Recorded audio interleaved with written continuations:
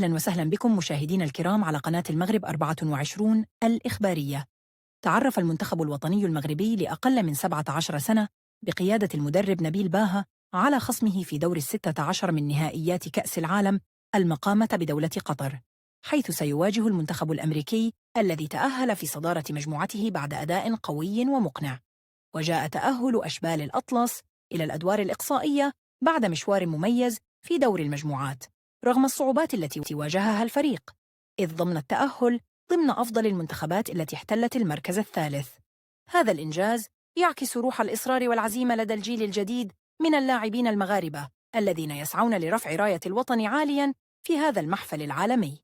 وبعد يوم راحة خفيفة، استأنف المنتخب الوطني تدريباته على الملعب الملحق رقم 1 بملعب الثمامة في العاصمة القطرية الدوحة، وسط أجواء من التركيز والانضباط، استعداداً للمواجهة المرتقبة أمام المنتخب الأمريكي.